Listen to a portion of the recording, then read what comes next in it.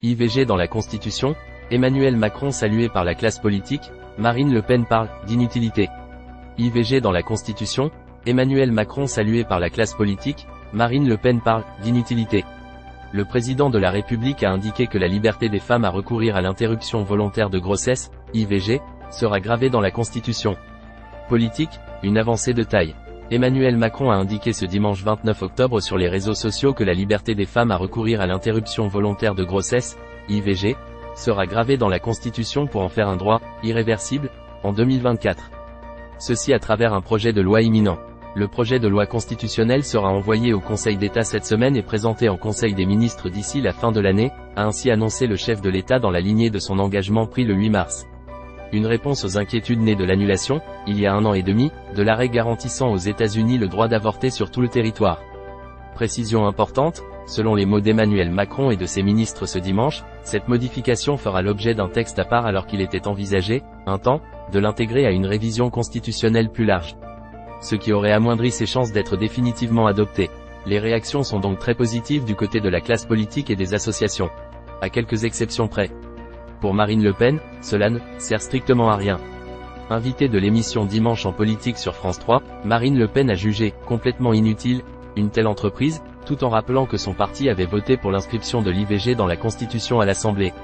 Ça ne sert strictement à rien de faire ça, a-t-elle estimé, puisque aucun mouvement politique, qu'il soit à l'Assemblée nationale ou en dehors, ne demande la remise en cause du droit à l'avortement.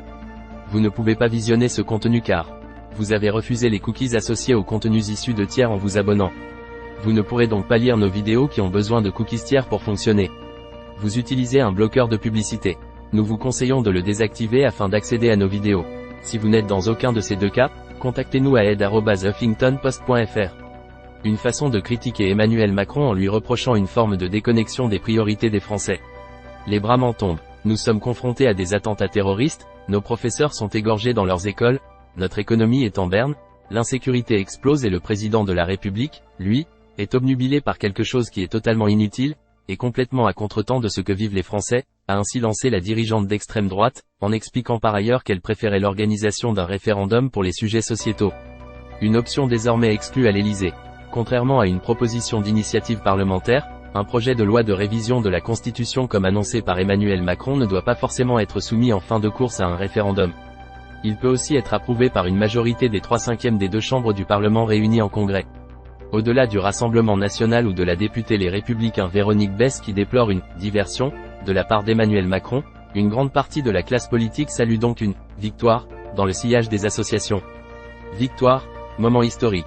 Après l'annonce du chef de l'État, la députée insoumise Mathilde Panot à l'origine de l'adoption d'une proposition de loi sur ce sujet et qui avait promis de revenir à la charge fin novembre, a salué sur les réseaux sociaux une « victoire pour les associations, les collectifs, les militantes qui se battent pour que le droit des femmes à disposer de leur corps soit enfin garanti ».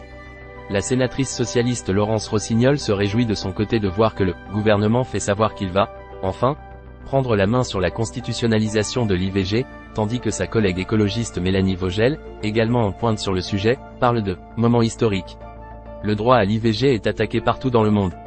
Nous avons une bataille culturelle majeure à remporter qui est de dire pour nous, c'est le fondement, la condition même de notre vivre ensemble, la fait que l'on puisse choisir sa vie et c'est tellement important que nous voulons le placer au sommet de la hiérarchie des normes, a-t-elle déclaré sur BFM TV ce dimanche, en réponse ceux qui doutent du caractère prioritaire de ces enjeux. Vous ne pouvez pas visionner ce contenu car vous avez refusé les cookies associés aux contenus issus de tiers en vous abonnant. Vous ne pourrez donc pas lire nos vidéos qui ont besoin de cookies tiers pour fonctionner. Vous utilisez un bloqueur de publicité. Nous vous conseillons de le désactiver afin d'accéder à nos vidéos. Si vous n'êtes dans aucun de ces deux cas, contactez-nous à aide@huffingtonpost.fr. Invité de la chaîne d'information un peu plus tôt, Xavier Bertrand a lui aussi apporté son soutien à une telle disposition. Je pense que c'est important de disposer pour aujourd'hui, pour demain et pour après-demain et de reconnaître cette liberté, ce droit, a plaidé le président Les Républicains de la région Hauts-de-France. À voir également sur le HuffPost. Vous ne pouvez pas visionner ce contenu car vous avez refusé les cookies associés aux contenus issus de tiers en vous abonnant. Vous ne pourrez donc pas lire nos vidéos qui ont besoin de cookies tiers pour fonctionner.